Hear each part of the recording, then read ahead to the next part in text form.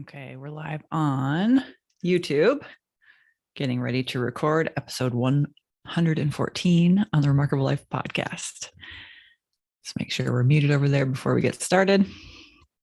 Hello, YouTube. Okay. All right.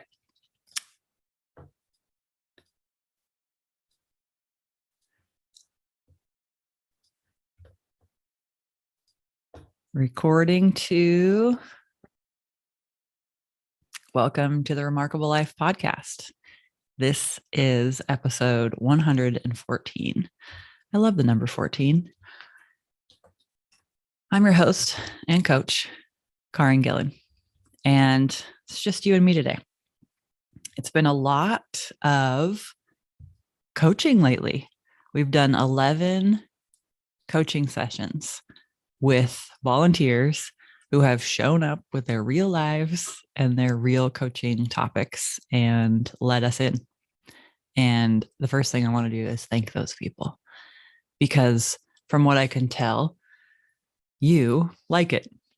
And I want you to know that I'm open to hearing what you're enjoying about the show. You can always reach me on LinkedIn in the messages or Instagram in the DMs, or, if you're on my email list, you can just hit reply on any email. I want to know what's up. And here's the deal. I've really liked it too. And so this is your invitation. If you're listening and you're like, I would like to be coached by Karin, and maybe you've never been coached before, or maybe you get coached all the time, I am opening the calendar back up. We do have 2 more coaching sessions on the books as of today that will be coming out. I had said, let's do 10 to 12 and see how it goes. I've got 13 that are for sure coming at you.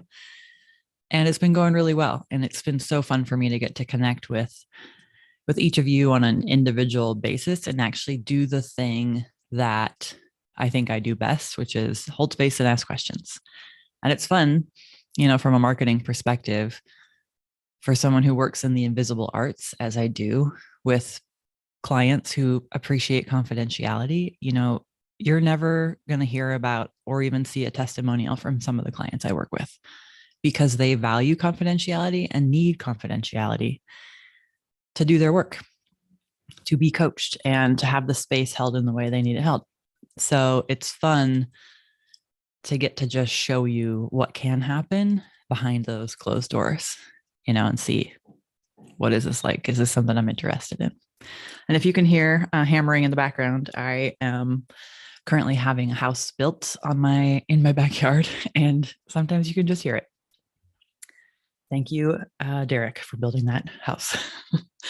So this week I sent out an Instagram and Facebook post just asking people, like, if we were sitting together on a couch and you could ask me anything, what would you ask? And I pulled a few questions from what I heard from people so that I could ask them here today on the podcast, because while I love coaching, I think it's also important that you and I have a relationship where I get to tell you things that are on my agenda. Because in coaching, the agenda is the clients. I'm not here to come in and say, here's what you need to do, or here's what I know is best for you. That's not coaching. That could be consulting, but that's not coaching. Could be teaching, but that's not coaching. And I weave all these things together, but when I choose to weave in consulting, mentoring, or teaching into my coaching, it's based on what the client is bringing. Those are the lines that I get to draw because it's my business, right? The first question I got was, why did you go from therapy to coaching? And I've answered this question a lot in a lot of different places, but it's been a long time since I did it here. And I think what's funny is I didn't go from therapy to coaching. I went from coaching to therapy and then back where I knew I belonged. So I was fresh out of undergrad, and I was working in the Sea of Cortez on a 121-foot motor yacht. There were 11 crew and 22 passengers. So this was a nice gig. I was swimming in the Sea of Cortez every morning and every night. The passengers were incredible people. The crew remain my best friends to this day. I just had a really nice visit with a few of them up in Juneau about a month ago, and it absolutely warmed my heart. But so here we all are doing our thing. And I am afflicted with like, what am I actually going to do with my life? Because I knew that that boat life, while it was everything to me in that moment, wouldn't be the lifestyle that I wanted to live forever. And I came home, went on a trip to Spain with 3 friends. And that whole time I was there, I was like, what is this thing called that I really want to do? And I figured out it was called life coaching. I was 22 years old at the time, and I knew what I wanted with the rest of my life. I knew that the thing that I was called a life coach. And it was, as it is today, still an unregulated industry. And it seemed a little bit daunting to me that I could go into it and then later on somebody could bring on some rules and regulations, and then I wouldn't have this thing anymore that I wanted to do. That, and my mom said, who wants a 22-year-old life coach? And I definitely took that one to heart. So I chose to go get a master's in counseling psychology. I picked a degree where I did not have to take the GRE. Thank you, St. Martin's College, that turned into St. Martin's University while I was there. I loved it. I loved the learning.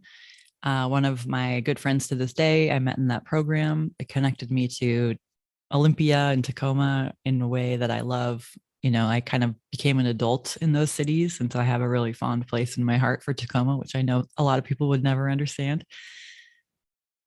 But I did all that. And somewhere in the middle of the education and the practice, I stopped thinking about the life coaching side of me. And I started trying to figure out, how can I be great at this? How can I be a great therapist? And I was a therapist for 1 year and 5 months when I left, not thinking I was leaving the profession, but I left. I went and did a 6-month-long honeymoon. And it was in the 4th country, I guess 5th if you count the United States where we went first. I had this aha moment sitting on a bed on an island on the west coast of Thailand. And I was like, oh my God, it's not fair for me to expect therapy clients to be coaching clients. And it's not fair for them to have a therapist who wants to be a coach. And so we went to our last country. And when I got home from Argentina, I landed in life coach training at Coaches Training Institute. And it was glorious, is probably the right word. It was pure joy. It was everything I wanted to do every day for the rest of my life, with people who I remain friends with today. And I just had one of the gals I met in that training. She just stayed here for a night just last week. And then it was on. It was all coaching all the time forever. I had other jobs until I could make this business go full time. It took me a while. But the things that I learned in those jobs and the roles I had and the people I met, I wouldn't have traded it. So, Danita, that is the answer to your question. And if you're here and you're listening, I have a question for you, an invitation, actually. I'd like to invite you to come on the podcast and interview me and have a conversation about the power of presence, which was the second half of your question. I think we could do an episode on that one. So if you get this, let me know. We can have that podcast together. All right. And another question I got from Teresa was, what is my greatest source of joy and how often do I spend time there? And this one took me a little while. At first I was like, how do you even answer that question? There's a lot of hammering going on right now. And what I realize is there's no single answer, but it's in my values. It's baked in.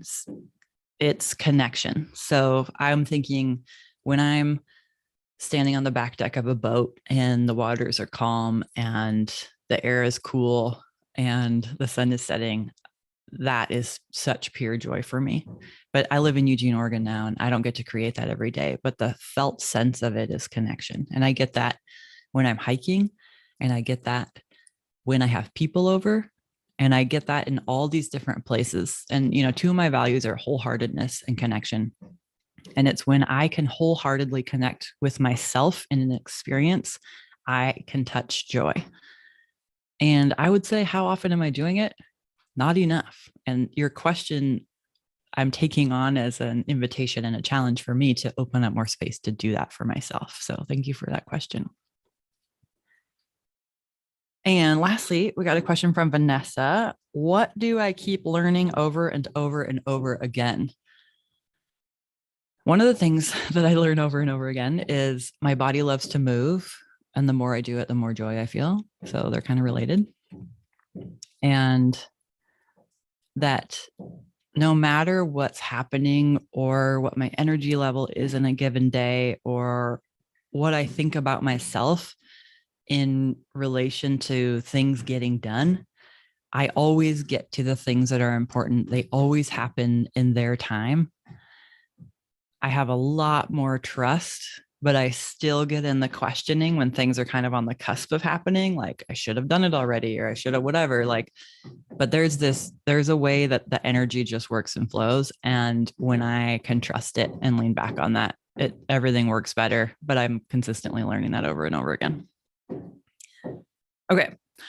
So my next thing I want to do is, I think we're going to wrap it up just because it's pretty noisy out there at the construction site today. But I want to thank you for being here and just let you know what's been happening. So we're going to have a couple more coaching calls. And if you would like to be here on the podcast with me and get coached, please let me know. This is your invitation. Reach out however you want to reach out. I am going to do some episodes checking in with people about their remarkable life. So not coaching, but truly interview style. And there's going to be some more solo episodes with just me. So we're growing and learning and adapting as the podcast grows up. The other thing we did was we added ads. And I want to tell you how it's going because a lot of you have asked me on the side. So it's absolutely an experiment. You know, I don't get paid, quote unquote, to podcast. I don't pay anyone to help me. I do this all on my own. And shortly I'll have the help of my team members to post stuff about it.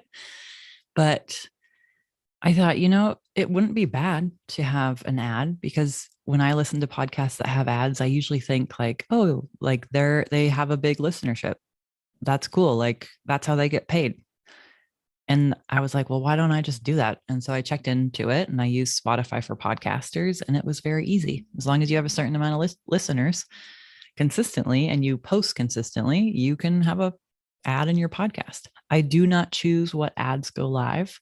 I do choose where they are placed and how many of them there are. So I have chosen to have 2 or 3 in an episode because my episodes aren't that long and I'm just kind of testing it out. But I like it. I think I like it. Ads don't bother me in podcasts, so I was fine putting them in mine. I think it's very easy just to fast forward them. Or if I'm doing other things like cooking, which is where I love to listen, I will just fast forward them. So that's what's going on over here. We are back to school, feeling good about it, loving the podcast and loving the Remarkable Life method. I have started working with 2 new clients on it in the beta program. There is room for 1 or 2 more. I know I have a consult this afternoon about it, so there might be 1 spot left when this podcast airs. I'm not sure. And if you're interested in doing 3 months of one-on-one coaching with me, what it looks like is we meet the first 3 weeks of every month.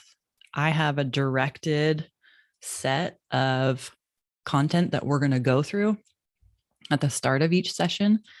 But what it's looking like is there's time every session for your own agenda as well. So while I will be testing my theory in the background and holding space for a transformation using the tools that I have lined up for you, you will also have time to bring whatever it is that's on your mind and heart to the coaching. And you also get one-on-one Voxer with me for the whole 3 months. So there's always time for coaching through Voxer any other time during the week. Yeah, so you'll get the content and the coaching and the Voxer, and we're going to get to the end of the year and be at a different place than where you are right now. So if that's sounding good for you, it's time to reach out. I only have 1 or 2 spots left for that beta round. All right. And but beta round means I'm testing something. And that also means my prices are less than normal. So it's a what I would consider a great deal to work with me. I'm a master coach. I have like 5 different coaching certifications: equity centered coaching, equity centered leadership coaching, Coaches Training Institute, the Life Coach School, and Master Coach certification. So, and I was a therapist. So if you're looking for someone who has too many trainings to be your coach, I'm your gal. All right. Thank you so much for being here and for listening. The only other thing I would ask is that whenever you have an episode that really lands for you, that you share it with somebody. I just heard, and this is for any podcast that you love, that you want to have keep going, share the episodes, because the number one metric that matters for a podcast and the health of a podcast is a new person subscribing or following. That's the most important thing. Like, reviews are really great. They tell us what's going on and what people are thinking and what they're liking. Like, I like that from a feedback point of view. But apparently the most important thing is new subscribers. So if that's you here today, thank you for being here. Thank you for subscribing. And whenever you hear that episode that you know a friend would benefit from or like get a kick out of, definitely share it with them. It's the best thing you can do for the pod. All right. It's good to be here. It's good to see those of you who are live on YouTube. And have a great rest of your week. I appreciate you. Looking forward to bringing you more remarkable podcast.